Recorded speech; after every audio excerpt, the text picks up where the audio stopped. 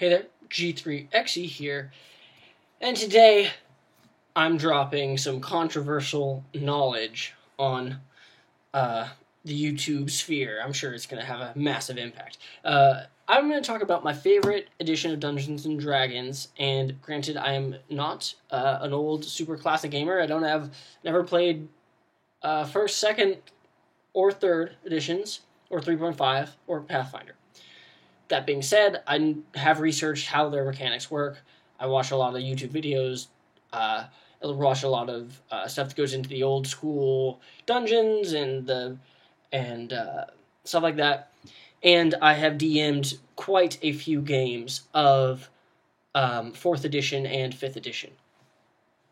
And maybe you can already tell, maybe by this D&D Essentials Rules Compendium book in front of me, 4th edition is by far my favorite edition of Dungeons & Dragons. The internet's exploding. People like to bash 4th edition, but 4th edition is awesome. Now, to understand why I like 4th edition, you might need to understand, I guess, my background. I came into Dungeons & Dragons 4th edition, during 4th edition. I didn't know anything about any other editions. I bought that red box that was supposed to look like the old red box from the very first edition, but was a 4th edition starter set as my starter set. And because of how it looked in my brief research at the time into D&D, I thought that the rules had not changed since the original one, and that was the original one. So, that being said, I read it and loved it. So, unabridged, no knowledge of any of it, I was like, oh, this game's awesome. That being said, I do like war games. My channel has a lot of wargaming content. I like Warhammer, I like Age of Sigmar, I like getting into Kings of War, I like skirmish games, I like to make up my own games. I like miniatures and painting them. I like having terrain. I like how miniatures and terrain interact on the board. I like visualizing the action that way.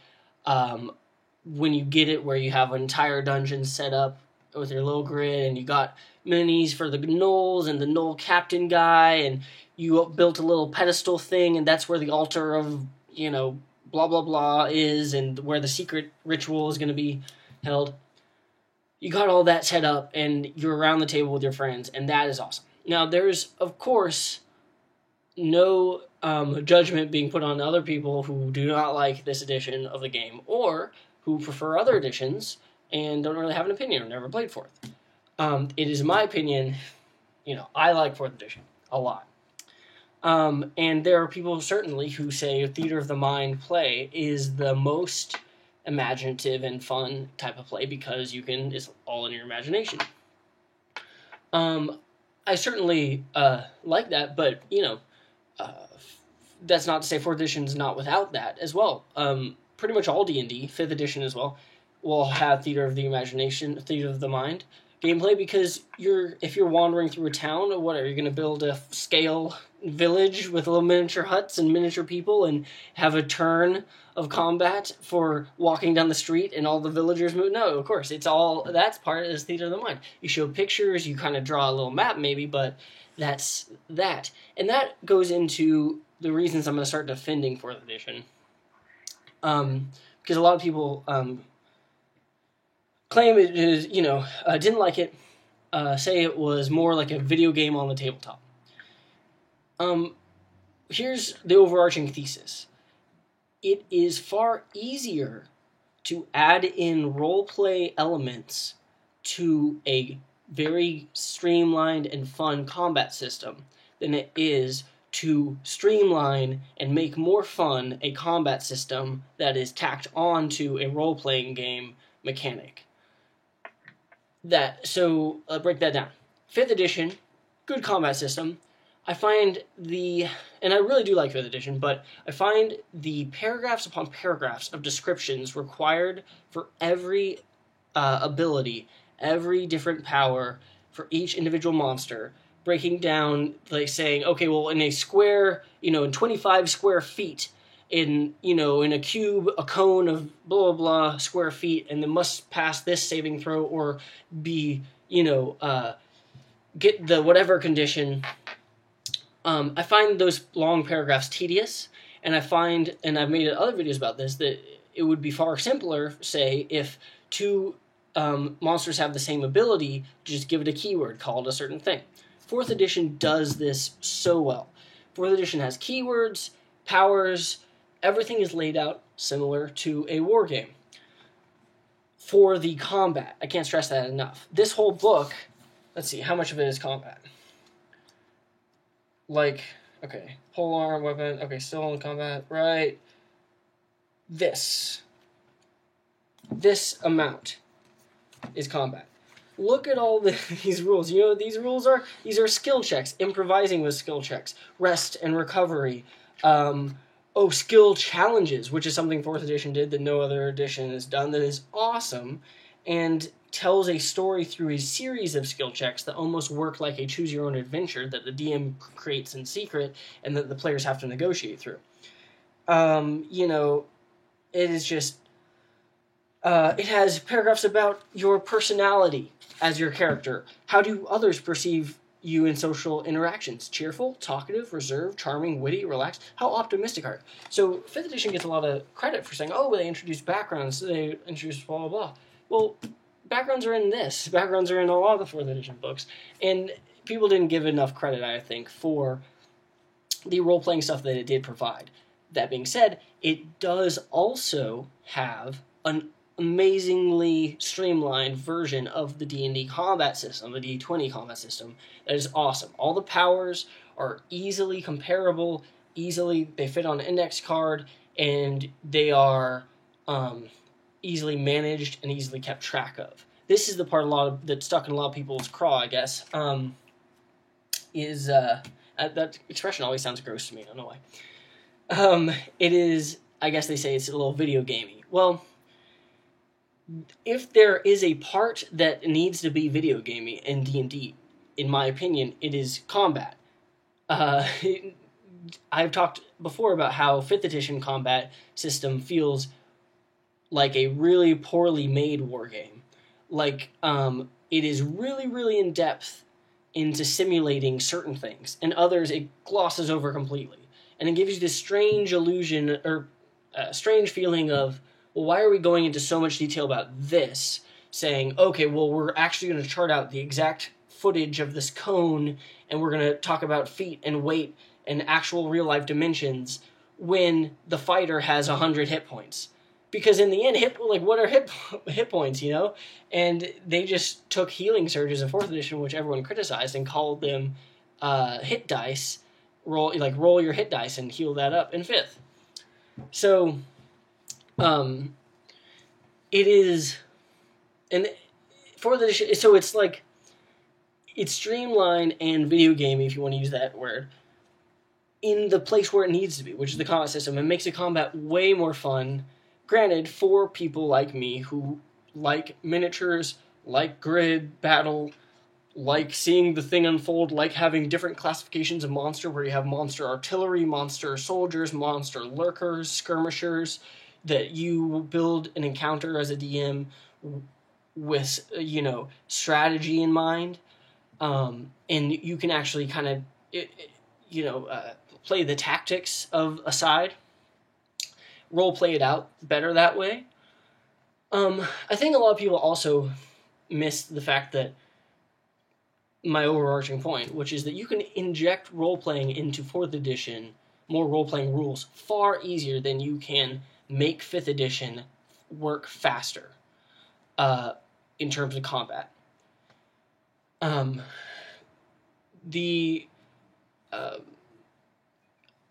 Give me a 4th edition combat any day, and we'll run it. Now, if you're running Theater of the Mind, I admit, obviously, this is no question, 5th edition is going to be better for combat.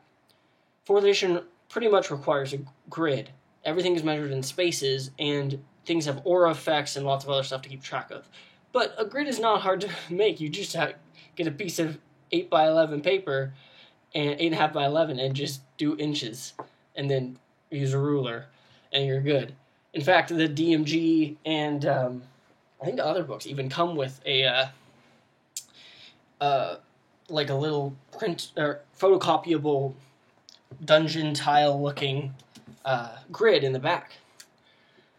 But Theater of the Mind, obviously 4th edition doesn't work as well for that. But I defend 4th edition for all these reasons that I've said. That it is clean, and it is exactly what you want in a... If I were to design a war game, and I say war game, just because that category of game in which miniatures represent soldiers who fight. Because obviously we're not controlling like legions of troops like the old school Napoleonics, right? It's boiled down to single figures. But that being said, this is one of the most awesome games for that. And after the combat's done, after all, you've used your video game like powers, the at-wills, which, the encounters, which we'll get to that in a second. But then you go on to roll. Then you say, okay, well, I think my character would do this, and I think this would happen, and this. And your character can be as deep as you want them to be. And there are rules for owning your own castle and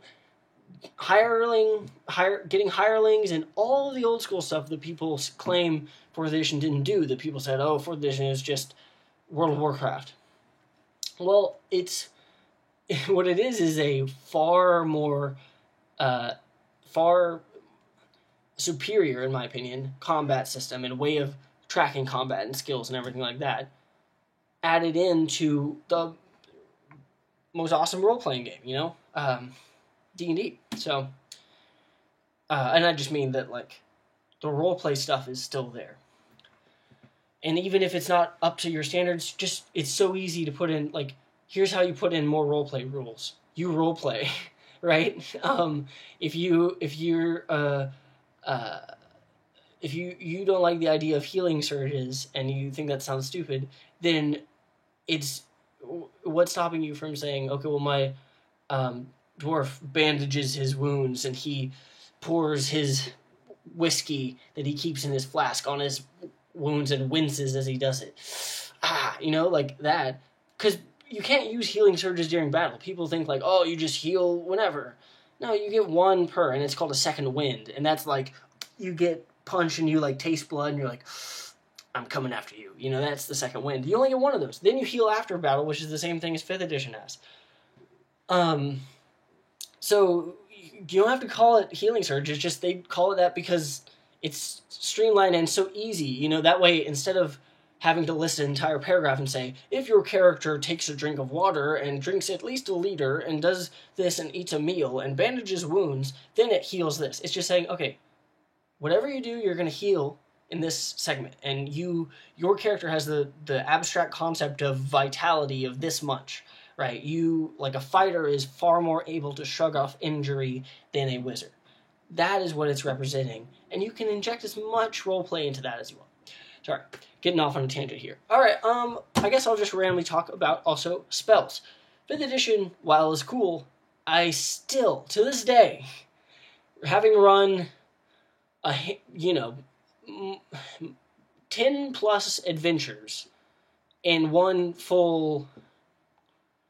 two full campaigns. I've ran one campaign that was it didn't start out as a campaign, but it eventually became one that we started calling the Lost Kingdoms. And then I ran Pyroth and Malam's Maze, which I did a whole video series about. So having run those two in 5th edition and a litany of other just adventures, 5th edition. Granted, no published stuff, but I still to this day do not understand spell slots and how that works and casting these different spells.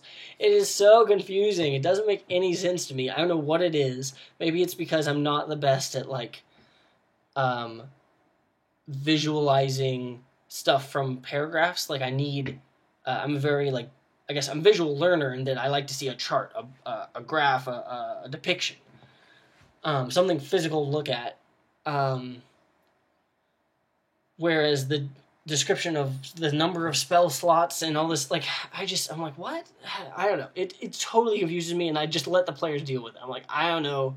If it says, if you think you can cast it, go ahead and cast it. It's not that big of a deal. 4th edition, you have At Will, you have your Encounter, you have your Dailies. And then you also have Utility Powers, which are going to be one of the 3 aforementioned categories. At Will, you can pew-pew them as much as you want. If you're a fighter, you no longer have to just say, well, I hit him with my sword. I hit him with my sword. You talk about roleplay, there's like 15 million different ways a fighter can attack someone now. And then with each one of those, you can roleplay it out. Because one of them is you strike and you hit the guy next to him. So it's like I run up and I axe him, straight across his head, and in doing so, knock off his helmet, which the horn of which goes and jabs the other guy in the eye, and I go, ha-ha! Something like that, right? Anyway, At Will, you can do as many times as you want. That doesn't mean you have to be like, I'm going to use my Savage Blow power again. It works. You can roleplay it. Add roleplaying in. It's so much easier. Spells work that same way, so if you want to just shoot off this spell over and over, you can. It's just like, I fire it again. I fire, you are just running through and blasting spells left and right. Encounter powers, once per encounter, once per fight. You can use that. You wait until that moment when you're like it's critical. You're like, how dare you? I'm coming, some revenge. They do something that pisses you off, then your character's going to pop their encounter. If you want to add roleplay into it, don't pop off your encounter power at the onset because you know that it's the most powerful, so you should use it immediately. Roleplay it out. Wait till it would be in your character's character to use that power. People don't, when they get into a fist fight, immediately just draw guns on each other and start shooting to kill. They start yelling at each other, and then it goes to fisticuffs, and even then they'll just wrestle maybe, and then, oh no, then someone's drawn a knife. I mean, God forbid, the real violence is abhorrent, but you get my meaning. The escalation. So you can roleplay it out, and it's just far simpler to understand. Then your dailies you can do once per day. Wow, it's so much easier to keep track of. An awesome system. And then if you're a wizard specifically, you can have a spell book, which means every time you get a new power, you get 2, and then you get to pick the spells you use for that day, which is also awesome. Anyway, I've been rambling on this for long enough. I guess, I don't know why, but and I'll probably start doing videos on this. I am prepping and about to run another campaign, a 4th edition campaign, where I feel a little bit more at home, and it is going to be an Eberron campaign, which I've never run an Eberron campaign, but I picked up the Eberron campaign guide thing, and I'm very excited. I have all the other 4th edition books, and I've been reading up on it and prepping it, and I'll probably be doing videos on it. So that's why I'll get off my soapbox now about 4th edition, but I just wanted to go ahead and put the public statement out there that G3XE's favorite edition of Dungeons & Dragons. 4th. See you in the next one.